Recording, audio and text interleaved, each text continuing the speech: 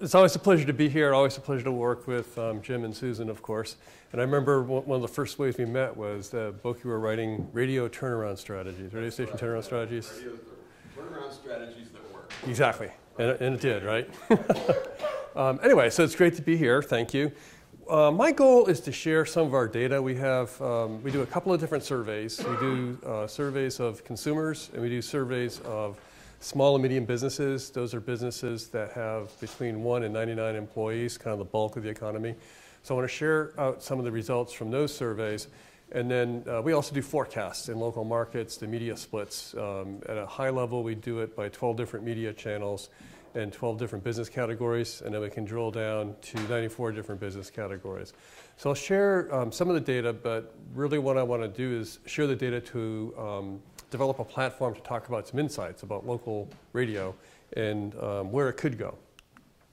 So first I'll talk about the small and medium market business advertising picture.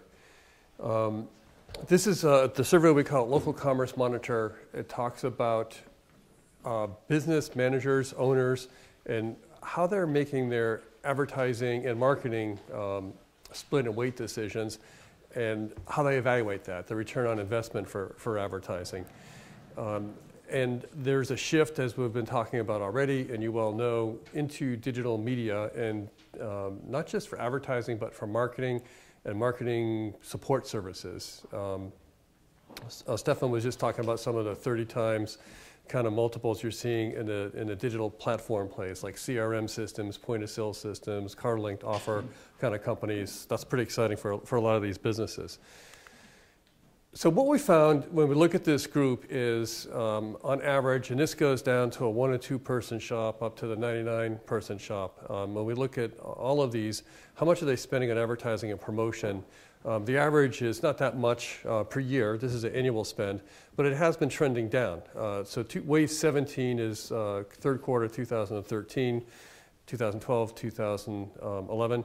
So the spend has been going down. Obviously, the economy has been a factor in that. And not only has the spend been going down, but the average number of different media used has been going down. In 2012, we saw in this group of businesses 8.4 different media channels used. And in our most recent survey, we're seeing 7.6 media channels used. And that don't show this number here, but at the same time, there's more people calling on these businesses. So I think the last time we reported an average, it was something like 39 account executives are calling on the average business per month, trying to sell them advertising opportunities. And increasingly, media companies, the publisher side, are offering more inventory. So it's not just yellow page inventory, it's not just radio inventory, we'll sell everything to everybody. So those 39 account execs are selling multiple different media channel products. Rick, quick question. Yep. What's the SMB stand for? SMB is small, medium business. Small, medium business. Yep, so that's those are companies that have 1 to 99 employees by our definition. Yeah. Was there another question or comment? Okay. So who is losing here when we show the decrease in spend and a decrease in channels? Directories, yellow pages getting hurt, cable TV to some extent in this business category, newspapers, and outdoor in this particular business category. So are they spending less overall, or are they reallocating their spending? And to some extent, it looks like they're reallocating their spending away from paid media into earned media and other kinds of digital infrastructure plays. So more online presence. They're spending more with their website, profile, landing pages. This is electronic presence, reputation management kind of products. And again, just like Stefan was saying, mobile is changing the internet experience for a number of us. And generally that's true with the consumer marketplace. And so mobile, all the responsive design, HTML5, people have to re-architect their sites.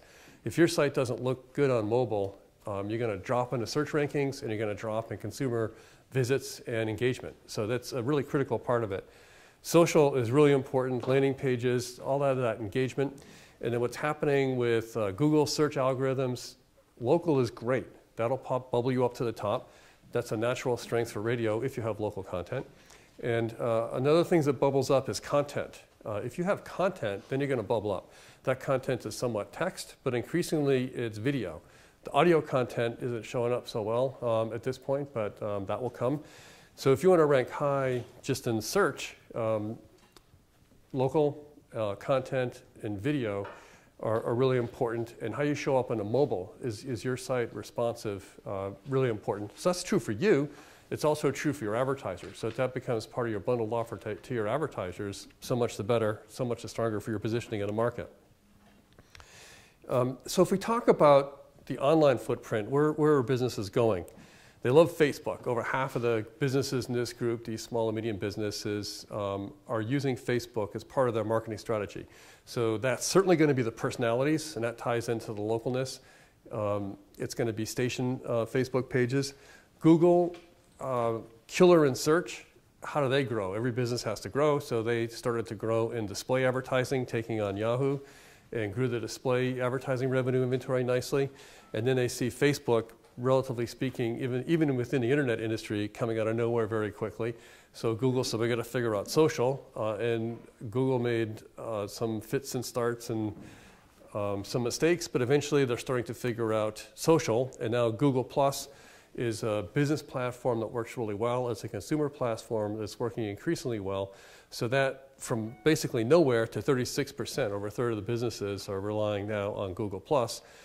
Twitter kind of in some throes here as to who they really need to be and what they're going to be next, but still a major part of the online industry. Yahoo Local, sort of interesting to see Marissa coming in there and what she's trying to do. She hires a rock star, brings him over from Google, didn't quite deliver the revenues, he's out. So they're trying to figure out what to do there, but they have a new emphasis around this marketplace that I'm talking about, the SMB marketplace, and around content. And now they're kind of reinvigorating their approach around local.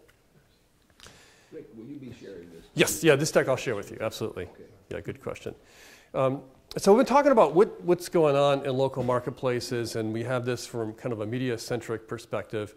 From the advertiser perspective, and this is, the world's not black and white, everything sort of shades.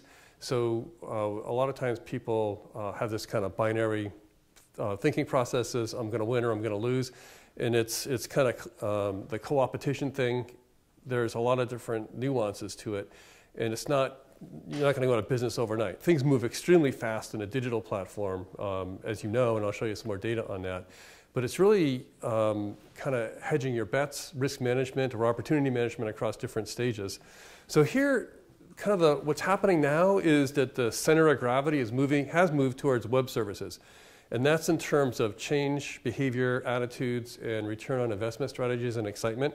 So this map is kind of a look forward map and almost an emotional map, if you will, where the emotions of consumers and advertisers are.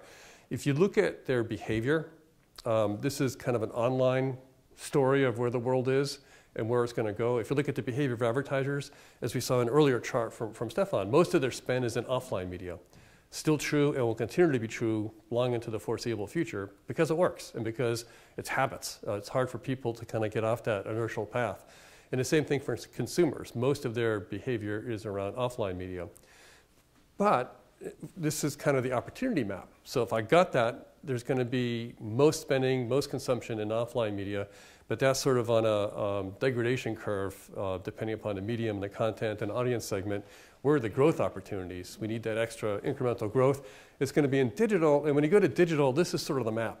The center of gravity has been around the internet and more specifically around the web. The web is now morphing into mobile. So you have, it's sort of interesting to watch like Hispanics, a great success story for radio. And probably the most digital consumer segment is also the Hispanic segment.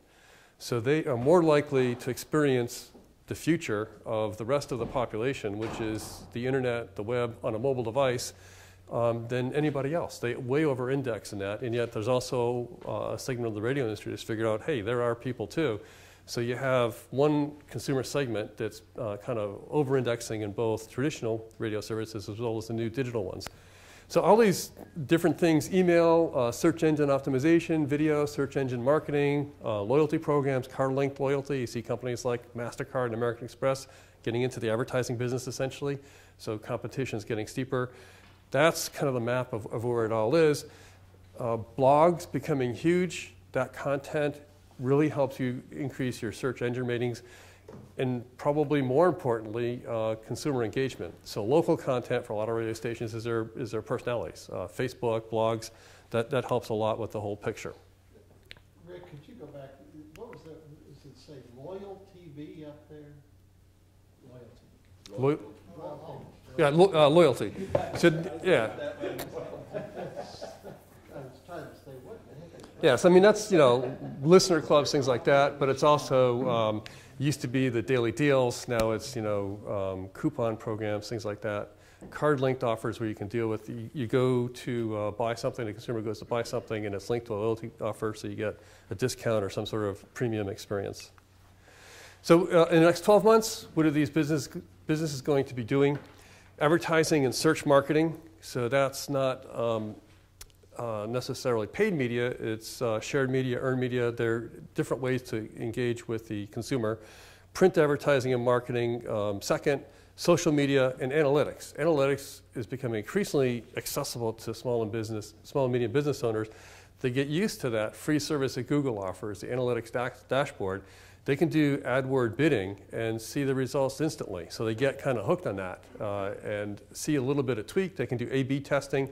So small and medium business owners are not advertising and marketing experts, but the tools are becoming increasingly accessible, and they can tie that immediately to results. If I bid another $2 for this word, I can see the traffic increase. I can see the sales increase. So it's like, wow, that's a very powerful kind of viewpoint of what's going on. So within that group, now we'll split off, this is within the overall group of small and medium businesses. Of those that advertise in radio, what do they look like? So the charts get a little bit smaller here, but of the total ad spend, radio gets about 12.5% of the total ad spend. And this, when we do this, this is just spending in local markets. So this doesn't count national spending. This is just the money spent in local markets. So radio gets 12.5%. Mobile, which comes relatively out of nowhere, is up to 8%. Cable for this business group is 3.4%, TV 4.9%, and so on. Online, already at about a quarter of the spend for radio advertisers. So when you go and you sell to your clients, on average, this is what the rest of their ad pie looks like. So you can defend, protect, and try to grow that 12%, or increasingly with the digital agency model, offering other different kinds of media opportunities. If you can offer some of these other services, that's one way to get more of the pie. Or you can try to grow this segment here. Where were we 10 years ago? You had to take a guess as to with the same pie chart. Yeah, I don't know, 8% or something like that maybe. So radio revenue has actually grown in that category over the past 10 years? Yeah, I mean, you have different, I mean, online wasn't, the pie has grown a little bit, but I mean. Well, newspaper was at 29? Yeah.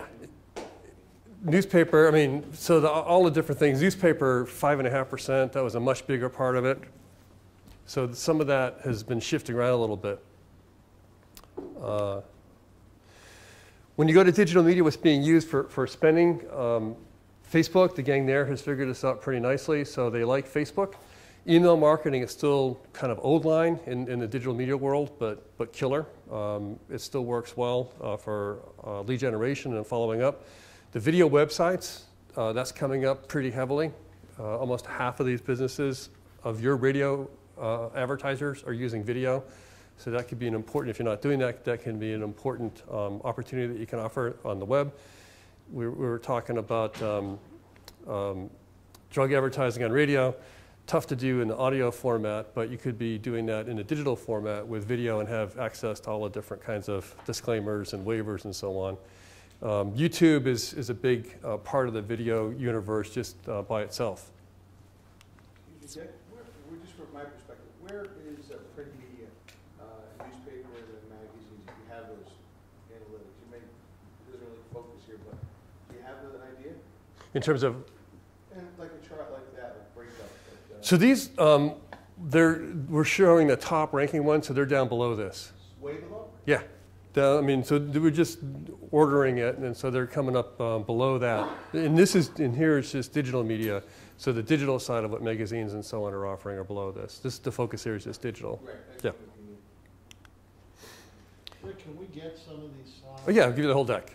Okay, Yep. good, thank you. Yeah, what we'll be doing is, I mean, you can get the slides from Rick directly, but we'll also have it on video, and we'll integrate these slides into the video. Okay. Would you be able to actually get the actual? Yeah, you can get the slide deck as well. Yep. Okay, then where's this going to go? It's about 30% or so of their, for digital, this is radio advertisers, how much are they spending in advertising? It's coming up to about a third of their budget will be spent in digital. So again, if you want to grow these accounts, where they're growing their spending and moving their spending is into the digital categories. So here's one, this is a little bit hard to see, but again, you'll get the deck. So one of the questions we ask is, okay, when you spend your money in advertising, what do you think of it? Is it working or not? What's your return on investment for ad spending? So one of the categories, we break it on different categories. We say, okay, do you get an extraordinary ROI for this spending? And we define extraordinary as you spend $1 in advertising and you get $20 in sales back. So if you look at what's really exciting to radio advertisers in this small and medium business category, mobile deals, 31% say that's an extraordinary ROI. I like mobile deals. Mobile banners, they're less exciting, less beautiful than a big desktop banner advertising you can do, but that creative execution around mobile has been improving. So now 31% say mobile banners. I get an extraordinary return there. Pay-per-click, going back to the Google Analytics, buy some AdWords, people click on it, I can see exactly what happens, so I have that sense of nice accountability and the return on investment, I can feel confident that it's happening. Facebook ads, online content, going back to the direct home line, the direct home page. All these things, I mean, video websites, 20% of radio advertisers say video on the website delivers extraordinary returns. That's kind of where their heads are. Like, wow, if I put my advertising spend there, all these different digital categories, I'm getting extraordinary returns. And this is all from radio advertisers. And if you look at, okay, well, how far down do I have to go to get to radio? Radio advertisers, 16.8%, it's actually not that bad, say they get extraordinary results, 20 times or better of what they put into radio. That's still pretty far down the list. Pardon me? That's still pretty far down the list. Pretty far down the list. And so, and again, most of the spending still is in offline media. Even for this group, 70% or so is going to be in offline media. But if you want to see where things are going to go on the consumer side and the business side, this is getting all our attention. So, The sample group here yeah. is all advertising.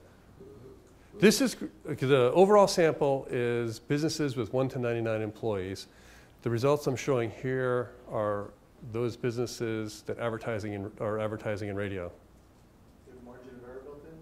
Yeah, 600, so it's plus or minus 3.7% or something. All right, so, yeah. And what percentage of the group actually said they had extraordinary rating? I don't have that percent, well, I mean, I'm curious. what percentage of the group, this is what I'm reporting here. So 30.8% of that group of radio That advertisers, said they got extraordinary. yes. But did everyone say that they had extraordinary rating? That's what I'm curious about. So you have the people that had extraordinary, Right. but did everyone answer that they had extraordinary? I'm not quite sure I'm following. So of the group, here's all the different things that you can buy. Did the entire group, You mean, oh, not just radio advertisers, but the whole group? but even of the radio advertisers, Right. did they all say that they had ROI of 20 times or more, and here's how it fell? Oh, I see. No, the way the question was asked, here are the inventories that you can buy. Right. Which of these did you get 20 times or better return on? So 30%, 31% said we got 20% or 20 times or better return on mobile deals. And So you it's- said 16% said radio, right? Yes, Okay. yeah. 16, 17% said, I bought radio, put $1 in, got 20 out. What is a mobile deal in that position, in that? Maybe like a Groupon or? I mean, I'm asking. Right, you know, yeah, exactly right. So it could be a Groupon, it could be a Foursquare, it could be, you know, the geo-targeting, geo-fencing. I'm walking up and all of a sudden, if I allow this with privacy and so on, Starbucks sees me walking by, so it says, come in and we'll give you a free Danish if you buy a, you know, $30 cup of coffee.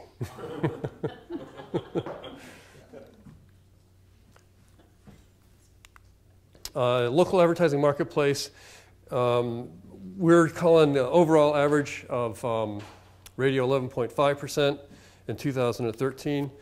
If we trend this going forward, by 2018, I think we'll be releasing this forecast officially next week, $15.7 billion, and we're calling the online revenue part of radio just under $1 billion, $930 million or so. So if you, you know, kind of progression for radio, okay. For digital, you know, about doubling, not quite doubling, but still not that much of a component of the overall revenue.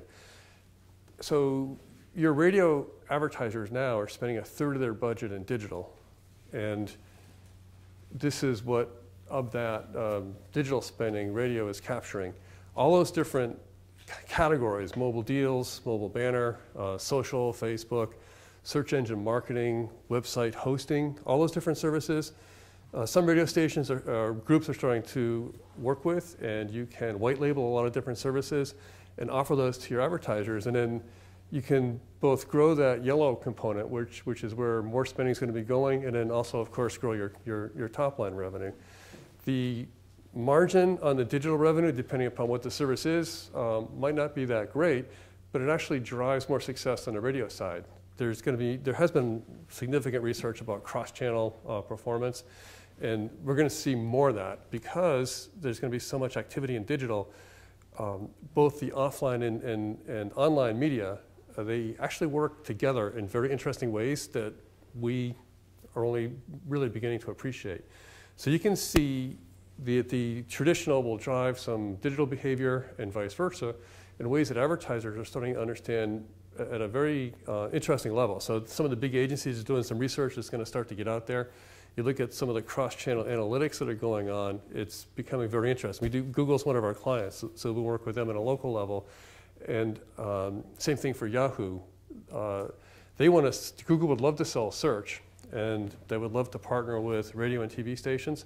It's like, why should I help a competitor out? But if you look at the interaction from the audience perspective and traffic and the engagement that happens with those two media working together, with the creative executions correct, it gets huge lift in brand awareness and engagement. So I think that's kind of an interesting space that we're going to learn more about. And that's, I think, is going to change a lot of the behavior on the advertiser side, and who's going to lead that. There's an opportunity, I think, to provide thought leadership and business leadership there. Yeah, Bob. Rick, are you, I'm suggesting you have it up here on the screen, that the industry is only going to grow 8% over the next 5 years? Right. Yeah, something in that order, yes. Wow. And again, you know, we love forecasting because, you know, compared to what? What's truth? We don't really know. And there's other estimates out there, of course. I mean, I know Erica, REB has some estimates out there and some forecasts. So, you know, we make some assumptions about what's going to happen in the future. This is not truth. This is a forecast. It's an estimate depending upon assumptions. The decisions you make here. Even if you're off by 20 or 30%, yes. It's not exactly what you call robust growth. It's not, but hopefully I'll have a more optimistic picture by the end of the presentation. But yeah, you're right. Absolutely right. Well, no, on the other hand, your numbers, which with my failing eyes don't look that good, but it looks like you've got almost a 50% increase over digital, as small as it is. Exactly. Yeah. In the margins and multiples are different. You know, margins are going to be better for radio operators on the radio side than digital because you don't have your own digital products. You're probably going to be reselling them, so you have a higher cost basis to some extent. But the multiples on that EBITDA from the digital side will be higher probably. Rick, is there more dilution though too, which you don't factor into? More what? Dilution with the internet and the digital stuff? Yes. Yep. So if you look at radio, like Bob was just talking about, okay, it's sort of an annuity like George was talking about. If nothing else, what the heck? It's a steady increase. It beats my CD portfolio. Then you look at something like social. I mean, where did that come from? It was basically not even a category, just a few short years ago, and now it's coming up, to be approaching radio's revenue. And why? Because your advertisers are moving into the social category, into Facebook and Twitter and Foursquare and all those different kinds of things. So like that was a category, an advertising category that didn't exist. It got high audience engagement, and then it started translating into digital spending. So again, your advertisers are spending about a third of their money in these kind of categories that didn't even exist. And of the components in digital, the desktop stuff, that's growing not so bad. But in the social advertising category, they said, wow, as exciting as that growth is, we see everybody going mobile. We need to get mobile with our services. I'll come back to that in a moment too. So they were able to figure out how to get into the mobile category, which has some distinctions to it, technically, and the user engagement, the interface, some of the technology, but also how you sell it. So even just the digital component, the mobile component, that's not a bad business. And then you put that on top of the desktop component. So there, in this very short history, the legacy part of social, if you will, the desktop part, great growth, but they were not satisfied in that business segment. So they said, let's go after mobile and see what we can accomplish there. So overall, what we're seeing is... Desktop, by definition, does desktop mean the creation of your website, or does that mean that I'm advertising on a medium that uses PC? The latter. It's basically the form factor that is the consumption environment. So if I'm using my mobile phone, that has a very small screen versus a laptop or a desktop has a bigger screen. So it's different. Advertisers value it differently. And when you're serving the ad, you can see what the form is. And so there's different cost per thousands or cost per clicks that advertisers are willing to pay. What's the iPad considered? Is that mobile or? Tablet. Does that fall under desktop or phone? So it's mixed. So Google calls the tablet desktop. Other people will call tablet a mobile, and so it gets a little bit strange. If you're trying to forecast out search revenue, since Google is a huge public company and owns the category, you kind of have to put iPads and Android tablets and so on into the desktop category. They really don't belong there anymore. They're more mobile, but what's going to happen, it will become its own category. Tablets elicit a different kind of behavior than mobile or desktop. It really is becoming, that behavior of consumers is maturing into something that we can actually see as a distinct kind of behavior. So at the moment, it's mixed. And so when we allocate things into mobile or desktop, it's imprecise because the world's a little bit messy. It's hard to get really good data. But eventually we'll see three categories: online, desktop, tablet, and mobile. Looking ahead to 2017 and our forecast going out to 2018, we're just finishing them up, so they'll be coming out. Overall, by 2018, 28% of ad spend will be in online media or digital media. So the long-term prognosis, looking 5 years out, offline media still kill. I mean, they're the killer category, and why is that? Because it's familiar, advertisers are used to offline media, consumers spend a lot of their time in offline media, and based on a lot of advertising research, it works. So what's the proper role, so to speak, of digital media in the advertising, in the media mix? What's the proper role of digital media in the consumer user experience? Based on what we know today and what we can understand about what the driving factors are for determining what the future will look like, kind of looks like this. But again, in the digital world, things can change extremely quickly. So you really have to kind of have your hand on a switch the whole time. In some of the categories... For clarification, you're running through offline media, traditional media. Yes. Okay, newspapers, right? Right, if you click on a printed newspaper page, nothing happens. Right. I just want to make sure that we would have called that traditional media, but okay, that's all right. Yeah, traditional, offline, legacy. All right. We're just trying to be get a bit modern. Exactly, exactly. Is there a word that you can find that sounds cooler than that? Let's make one up right here. I'm with you, Bud. Yeah, we would prefer traditional media. Offline media makes it sound as if it's some minority. I call it proven. I'd rather it be the hot media, hot. Stay away from dinosaurs and. So I hate to arrest you. Dying words. Yeah, we Renewing media. Yeah, we prefer proven media. Proven media from now on. Proven media. Proven is that's a good word. Ongoing and proven media. So some businesses are shifting their ad spending to unproven media.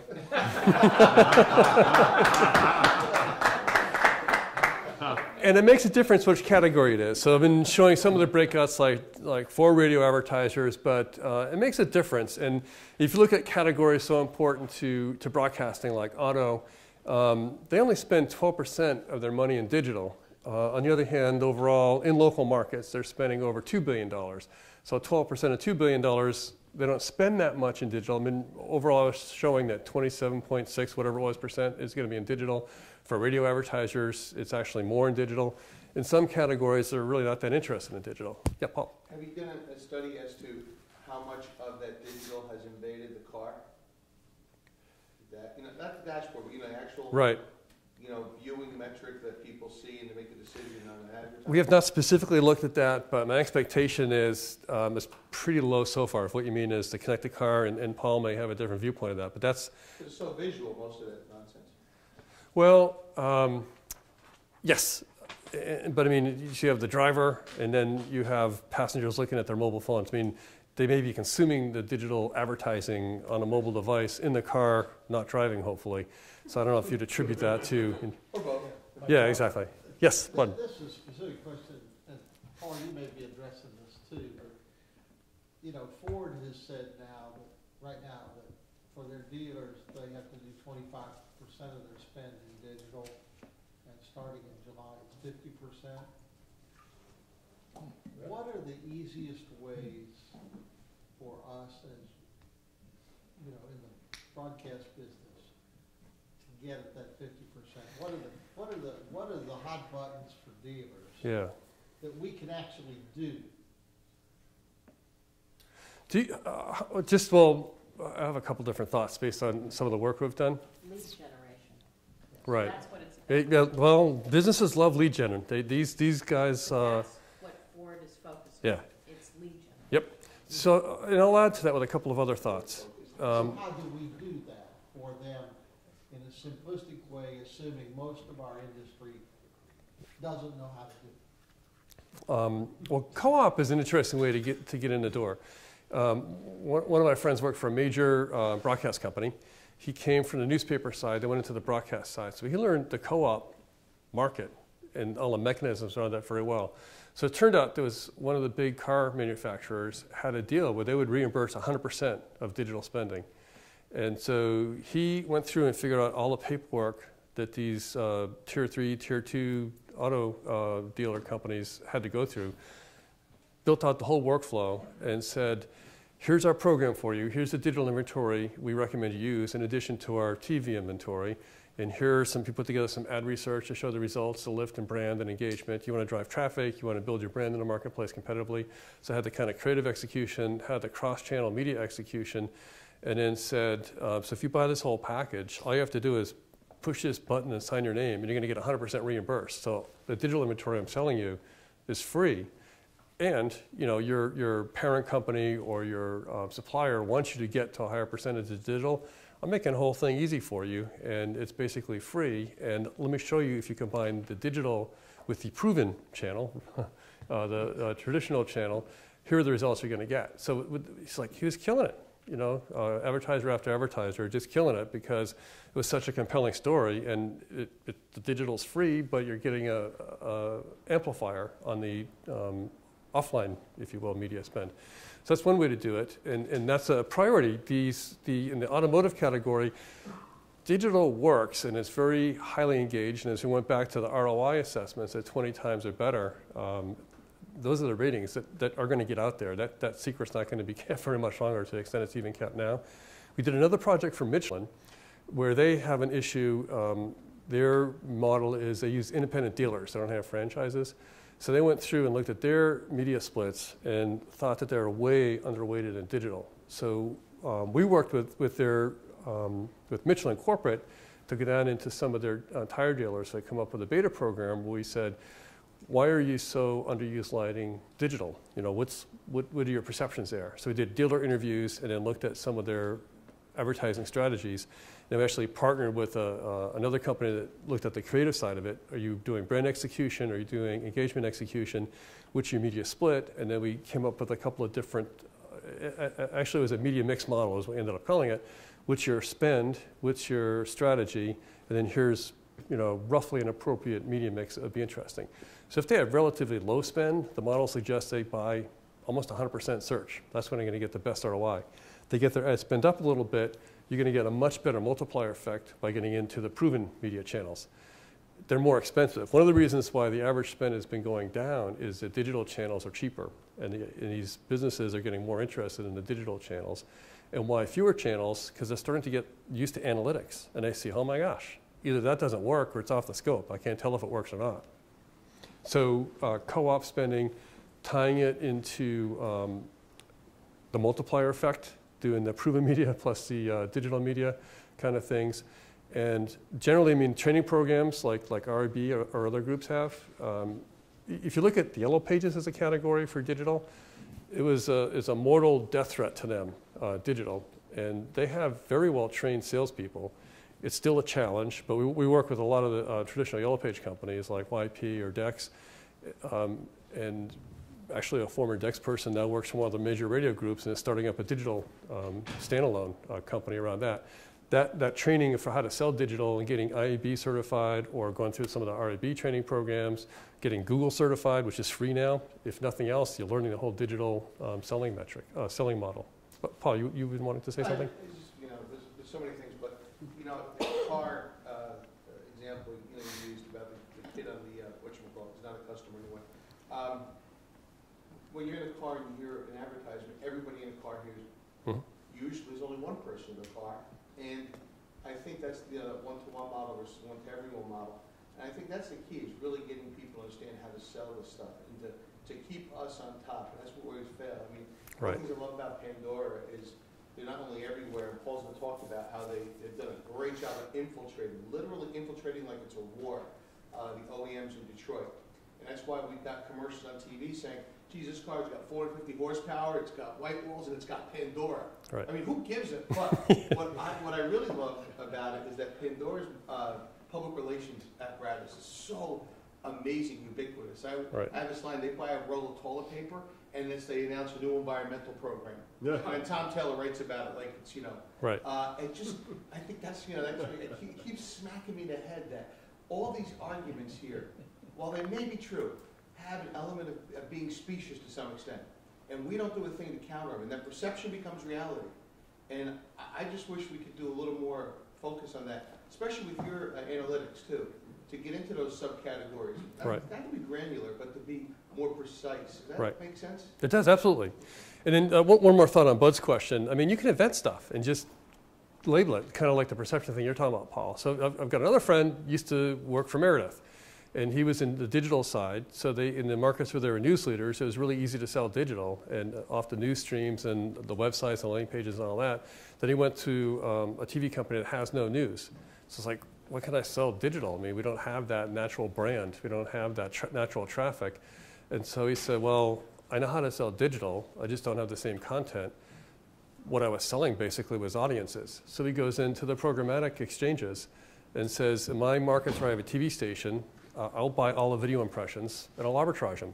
So he buys them at certain CPMs and gets a margin on it. So whatever the CPMs are, he doubles them, leverages the station's brand equity in the market, and outpaces the average kind of CPM selling in those markets because he's putting a local story around it. So it's just not any CPM. It's a video CPM brought to you by this station's locally deployed feet on the street sales force and putting some brand equity around it. And it's working great. So he created a product where there was nothing, just because he knew how to sell digital. Rick, DIA counts email as part of digital sales. We do, yes, right. And, you know, one of the things I'm curious about, everybody that has a radio station probably also has a listener database of some sort. Are you seeing any broadcasters selling their email programs to, like if Ford's got to dictate to put 50% in digital, is that something that the broadcasters should be taking their email, you know, packages to Ford? Well, I think that, I mean, it goes back to what Eric was saying about lead gen. I mean, that list is really valuable, and so that's part of what your advertisers are buying is access to that list. Right. Yeah. But is much of that going on? Some are doing it very, very effective. Yes, and they're actually now moving into text databases. Yeah, but it seems to me that, you know, everybody says, okay, well, what do I do first in digital? That might be Well, the the first answer. thing is having a database. Right. You'd be surprised how many don't. And the database is probably the most effective of anything you can do. It's got the highest return, most trendable. I mean, everything about it is great, but you have to have a database, and that takes a lot of work. Just- That's well, a just- lot of work. But just because of it, I'm sorry. Go. I have a couple stations, I don't know if it's good or bad, but they're advertising that they are, you know, if you have an advertiser, you know, come to us, we will build your website for you. So I imagine it's a load of cookies, whatever you call it, that's to get information from, but they're actually driving people to them, saying, we'll build your website, you know, we'll take care of it for you, we'll post it, we'll make sure you stay a loyal customer, if you will. And again, I don't know if it's good or bad, but I noticed a couple stations doing that. That's good. Right. It's good. I'd be concerned about sharing the listener database, though, from a legal standpoint. They have opted in to your own You don't share database. it. You don't There share are lots the of data. privacy and legal Ah, issues. You Yes. just use it, but you Right. don't share it. Okay, Yeah. got it. Or even sharing it, even using it, there are privacy and legal issues that you have to consider, and they're gonna be more and more going forward. So always room for lawyers. At least two. And then some of the other category strategies, real estate loves digital. So if you have any real estate clients, they're going to love digital. A category like QSRs, the quick serve restaurants, not doing so well. They're pretty flat. It's actually the casual serve restaurants, the Paneras that had the revenue growth. But here's a category, you know, a fair amount of spending. They're even below automotive in digital. And so what happens is the big digital companies like the Googles are not so interested in that category. They're going to be attacking some of these other categories. So in digital, much bigger spend, much more interesting for automotive. They're already kind of a big category in radio anyway. But that's a category where there may be actually less competition for digital. So the dollars are fewer, but it may be a little bit easier to kind of attack that category and get more of the digital while you're still going to some of these other fronts. And real estate loves digital. So Rick, real quick, in May, Domino's will be releasing an app in conjunction with Ford, where the app will be available in Ford vehicles, and it'll have geolocation, voice activation ordering, Yep. your information embedded in, and yeah, you can kind of see what's going. Will they deliver the pizza to the car? You pay enough. No, but the discounted pricing for stopping and picking it up yourself, actually. Yes. Yeah, and it'll be delivered by drone. And then I'm going to skip through some of these for the sake of time, but we've got, in the different sectors, we've got some different breakouts for what radio is doing relative to the other media. And then we can, this is sort of national level, and then we also will look at individual markets. Rick, can you go back to the healthcare thing? Yep. Real quick. Give us a 30,000-foot view on this, because I don't think radio gets anywhere near the share of healthcare advertising that it should. Right, exactly. So, I mean, it's like half of what radio does overall in this particular segment. And if you look at TV, you look at magazines, that's where most of these dollars end up going. Right. And, you know, healthcare is topical in the news these days, and I mean, there's a lot happening there, but radio doesn't really penetrate that category very well. So what are we doing wrong? So it's 6.1%, and we're calling up by 2017, 7.1%.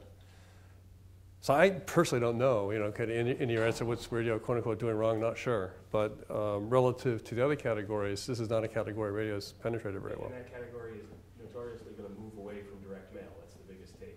Right. There. Yeah. I mean, direct mail is sort of unbelievable as a proven medium channel. Bob, I'll give you an opinion about healthcare. In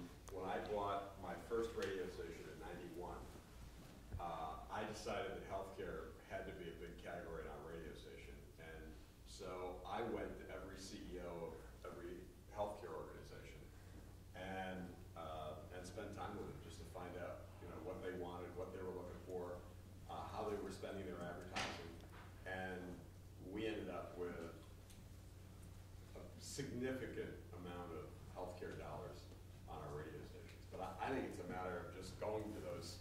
I mean, those CEOs were very willing to let me in their front door, and I ended up being on one of the boards as a result of that. But So if you learn the understanding their business. exactly right. So I mean, it's complicated, but if you can understand the category, I think an interesting point, Rick, and this is a result of a couple of meetings that we've had recently, is that the insurance companies who have typically marketed to employers are going to have to be marketing direct right, to the consumer, and that's going to shift how the dollars go. Right. And I think there's more of a sense of willingness to use radio. Yep, good point. Automotive, we talked about, and then in local media, you know, that's kind of national level. You can look at what's going on in individual markets. So it's like the business category, automotive, quick serve, healthcare, but then it's also on a market basis. You can get some diagnostics about what's going on. So, you know, in a market like Austin, radio share from relative to the national sort of about on pace. Sometimes we'll over-index, sometimes under-index. Switching gears a bit. Now we've also done a different survey of consumers, and what we're trying to do in this survey is look at from the sell side, the media side, and the buy side for businesses. What are you doing? What's your media split? What's your media weight? What's your assessment of return on investment? So this is like kind of the business-to-business side, making assumptions about how these people will spend money. So what's influential? Do you use online media for local shopping purchases?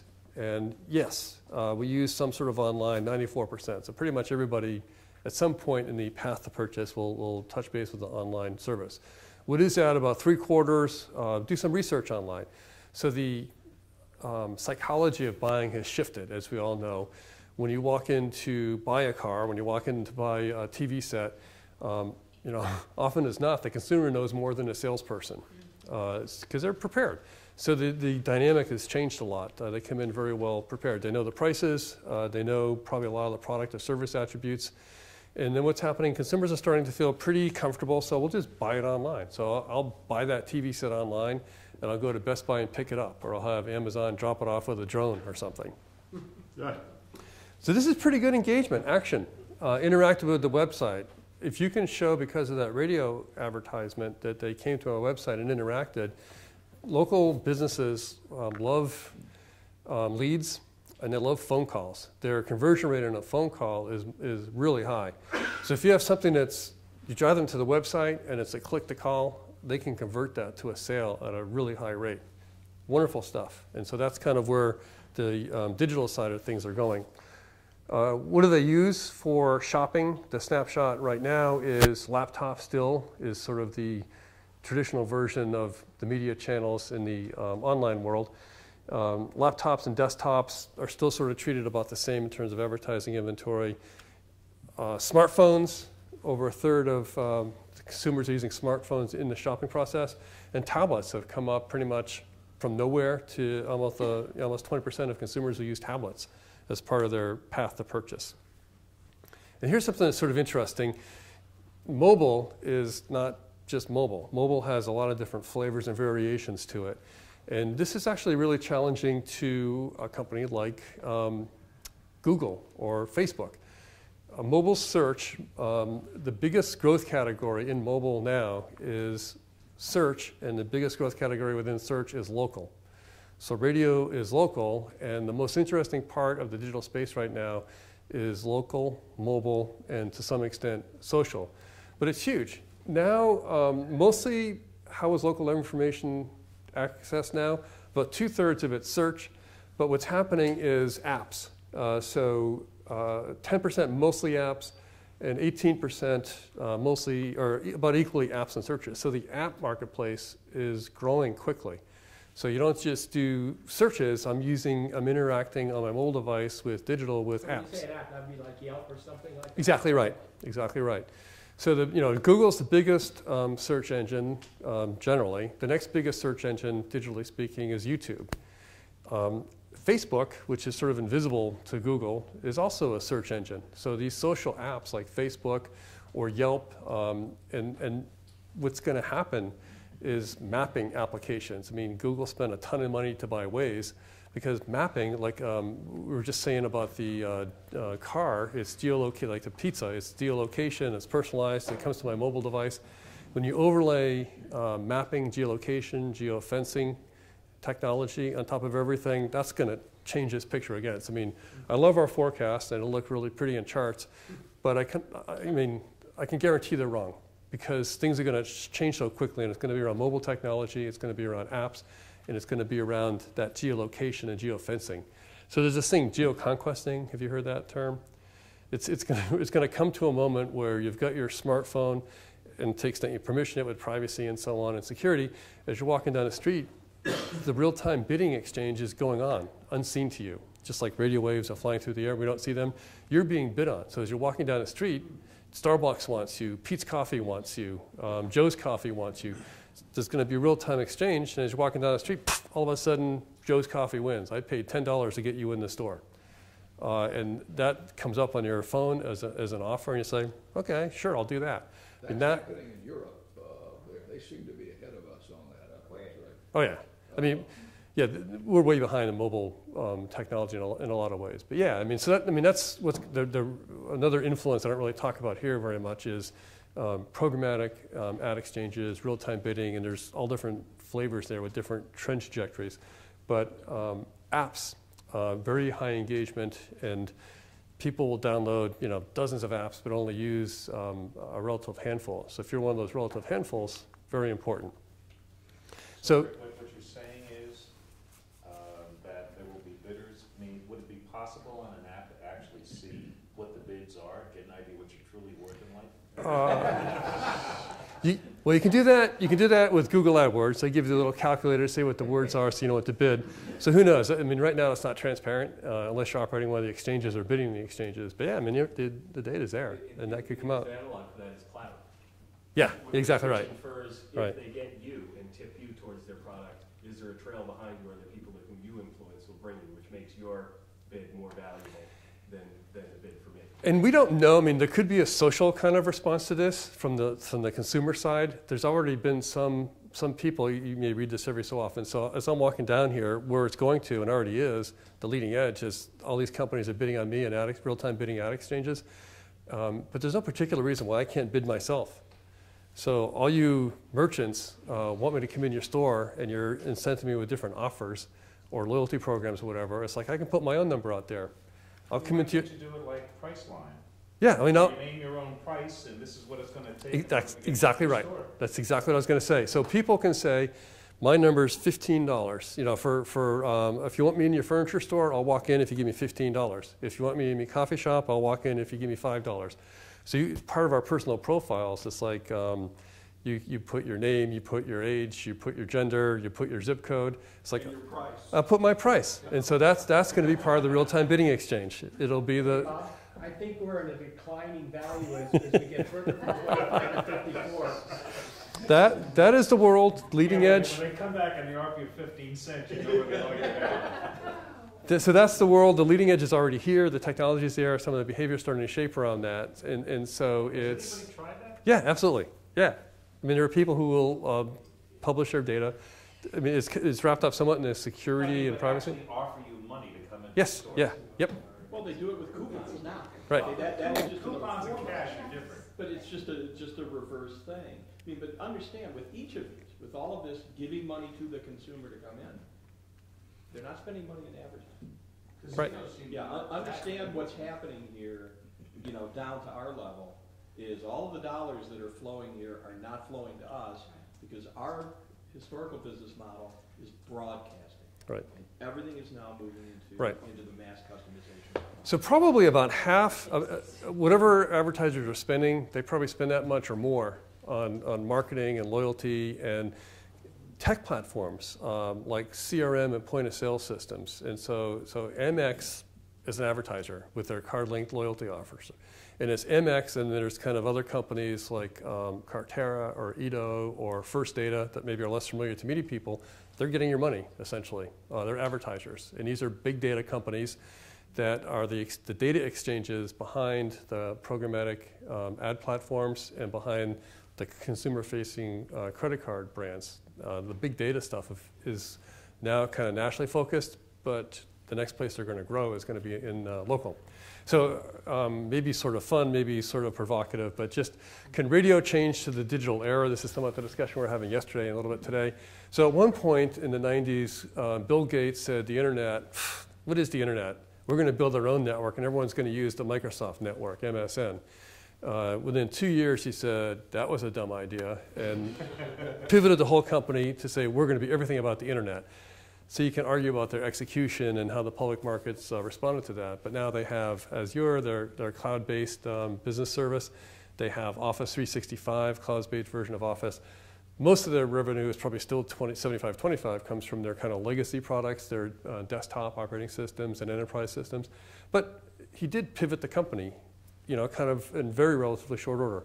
This guy, Mark Zuckerberg, started this company, Facebook, and they were getting hammered because their users were using mobile devices, and Facebook looked like crap on a mobile device.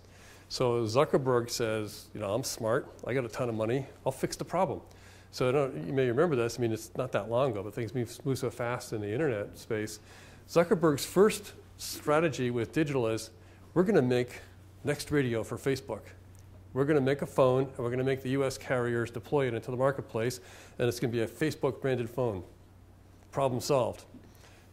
He hired 6 people to write the programs, to run all those mobile apps, and to deploy the low-level microcoding as well as OS and the app software, and found out, there are these big companies like Motorola and Apple that have hundreds of thousands of software engineers cracking this, and my 6 people didn't make much of a dent in it. So we gave up the whole idea of having a hardware-based strategy and said, you know what? You guys are gone. I'm bringing in a few hundred new coders, and I want you to write software for everybody else's platform. We're not going to win in a hardware distribution business. We can't compete with the carriers. Let them do what they do best. We can kill it. And then went from 0 to, I think it's $1.25 billion mobile revenue. More than half the revenue now is mobile revenue in basically 2 years. So, I mean, you see huge changes when people want to make the change, and they're open to it. Hollywood, back in the day, the VCR is the enemy. Keep away from me. Now, theatrical ticket sales are about 25% of their total revenue. About 40%. Tickets online or no, you go to the theater and buy a seat and sit in the seat. Wow. They were deathly afraid of home video. It's going to kill our business. We need those ticket sales. Now, ticket sales are 25% of the revenue, and 75% of the revenue comes from elsewhere, and a huge chunk of it comes from DVDs and streaming. So the enemy has now become their savior. TV fought cable and the internet. Now all of the consolidation on the TV side, scale matters, we're going to win with scale. And what they're chasing is that retransmission consent. That's like 100%, I mean not quite, but almost 100% profit, and we can negotiate better with cable companies in scale. That's one of the things behind this. And then TV everywhere. You see somebody like NBC execute TV everywhere against the Olympics, and it was pretty good. I mean, the Olympics had some actually linear proven channel strategies, difficulties because the time zones in the US didn't show up very well in the competition. But the CPMs on the online side, the TV everywhere side, were really attractive.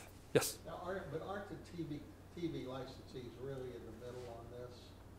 Because every time they make an improvement or negotiate a better deal, the network is getting. Oh yeah, right, of course. Piece of it, right. So they're squeezed on both ends? Right. That's exactly right. Yep. Newspapers, back in the day, they were the monster. They took a lot of advertising revenue out of it. And they said, who is this guy, Craig Newmark? Didn't understand what Craigslist was all about and their whole, kind of classified business, where to go. So that, how do they pivot back? Paywalls have been trying for years and years, now starting to work. We can sell video, higher CPMs, higher engagement, people like that, and moving to a digital agency model. Yellow Pages, they were the medium users love to recycle. Now they're growing, increasing their digital revenue on an absolute basis, but also because of declining traditional revenues on a relative basis as well. So, I mean, it is possible at an individual company level and at an industry level to pivot and have that digital thing go up. Just a couple fun things. I mean, so this is Facebook and digital revenue. So, you know, in 2012 it was basically nothing. Now it's 53% of the company, just as an example of how fast that came. And then if you look at Hollywood tickets, just some quick data I grabbed. I mean, long-term trend not so good on ticket sales, but it's only 25% of the picture. Now 40% is home video. And so it's like, is this the enemy or is this our future? It's like, you know, if you look at your traditional business, ticket sales, that's what we're in business for. Not very interesting. Wow. So looking ahead, radio faces challenges. There's personal music players, personal music services, connected cars, integrated apps, personalized music choices that are programmed to me, and different kinds of listening options. There's news apps, there's weather apps, there's traffic apps, there's geolocation apps. The user experience, the user cares about what they care about. They couldn't care less if it's radio, if it's TV, if it's Pandora. Eventually, it's going to normalize to, if you're doing something that works for me, I'll go with you. So the kind of brand loyalty for different choices, the brand is me, and if you're making me happy, I'll follow you. And people will find that pretty quickly these days. So those are sort of the challenges. What does radio have that is pretty killer out there, that you can go from something like with the home video, what the Hollywood did with home video, or Pandora said, we're about mobile. We have to create a category called mobile advertising and build it. Feet on the street, those locally deployed salespeople are killer. I mean, not many businesses in a local marketplace have that kind of sales force. Absent maybe, you know, TV or Yellow Pages. Are those people being used the most effectively with the services and inventory you have now? Advertising relationships, awesome in the local marketplace. Brand awareness, brand favorability, awesome. I mean, my friend is able to, at a TV company, sell television advertising online for they don't even have any inventory. He's just making it up. It's a total arbitrage play. He's able to outsell the other local sellers for digital video just because I'm from the TV station. Oh, we know the TV station. Yeah, we'll buy you guys. We like you. Creativity. So a lot of the revenue changes in digital because of tech people. These are software engineers. At its core, Google is an engineer company. They're making tons and tons of money. On a creative side, they actually struggle. They're in terms of ad execution, the money just flows in the windows and doors and, you know, the roof, but they could be making even more if they kind of crack the code a little bit on creativity and advertiser relationships. And they're figuring that out. They're figuring out there's more to the world than software engineers. So those digital companies, as they get smarter, and they will get smarter, are going to become even more competitive. And then local. I mean, going after national is great. It's sort of efficient to attack that segment. But growth and scale is in local. I mean, you can pick a number. There's 25, 30 million businesses out there spending money that if you're just in the national part of the picture, you're going to be missing all that spending and opportunity. So eventually, all these big digital players are going to be focusing more on local. So we say, you know, somewhere 30 to a third of total spend by 2018 or so is going to be in digital. That's as best as we know today. If these digital companies figure it out through acquisition or organic learning and execution, they're going to get a much bigger share of the ad and marketing pie going forward. But still, radio has some fantastic assets to build around, and it's just a matter of, do you have the will that Bill Gates did, that Mark Zuckerberg did, that Hollywood did, that even it's not quite the same scale of execution, but Yellow Pages companies still exist in 2014. They exist, and they're, you know, have some growth segments to them. But What are the growth segments in Yellow Pages? digital. I'm looking at those opportunities. And, you know, none of them have really anything to do with the product. Exactly. Not necessarily anyway. Yeah. So if you, And so, I mean, fundamentally, are you saying we have to reinvent the product? right. Yeah, there's, I mean, I hate to do this, but I love it anyway. Theodore, Well, beat us down to this. I mean, but that's exactly the insight to have. Yeah. It's like if you were to just, somebody gave you the keys, you walked in the front door, and it's like, I'm not going to tell you what business you're in, but here are your assets. It's like, good or bad. It's awesome. So it's like radio has to have this Theodore Levitt moment. There was this classic article in Harvard Business Review in 1965, I think, And so what radio needs to do is just to follow this advice. If you watch somebody go into the Home Depot and pick up a drill, go to the cash register, pay for it, and leave, what did they just buy? I mean, this is sort of the fun question to answer. Quarter-inch holes. Exactly right. Quarter-inch holes. And so if you had a better device than a drill to make that hole, they wouldn't have picked up the drill. They would have picked up something else. So, kind of radio is busy selling drills. They're beautiful drills. They come in a number of different colors. They have different bit shapes and different dimensions. But the consumer, it's about the user experience. I don't care how pretty your drill is. It's like, I want the hole in the wall. And if there's somebody else can do it better than you, I'm gone.